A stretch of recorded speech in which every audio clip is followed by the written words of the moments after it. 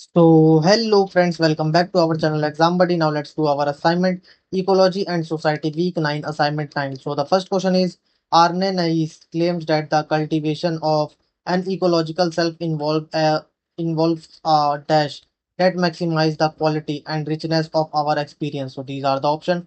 And now let's check the answer of our first question. So question first, Nais claims that the cultivation of an ecological self involves a materially simple lifestyle and values that maximize the quality and richness of our experience.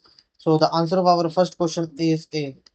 Now the second question is which of the following statement regarding the Rig Veda is incorrect? So these are the option and the answer of our second question is D. Trees are considered as the giver of life. Therefore, it is a vital for the tradition of hugging trees should be inculcated.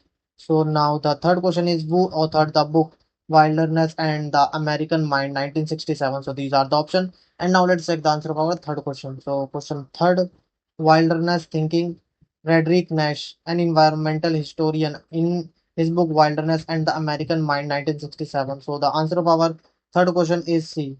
Now, the fourth question is which of the following statement on the Bishnois is true? So these are the options, and the answer of our fourth question is D, all of these.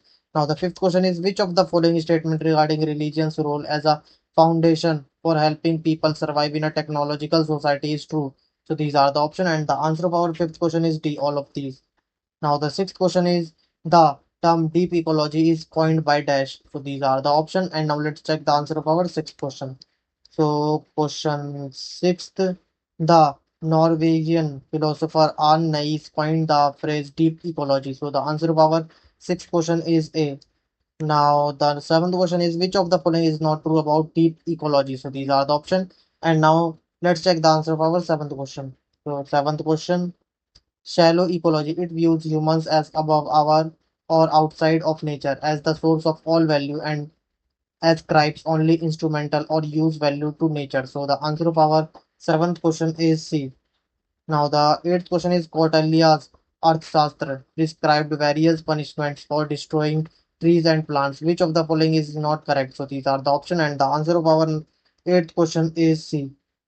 For cutting of the big branches, 24 panas shall be levied. Now, the ninth question is which of the following statement regarding the Veda and Upanishads, the earliest Sanskrit writings, is are true? So these are the option, and the answer of our ninth question is D. All of these.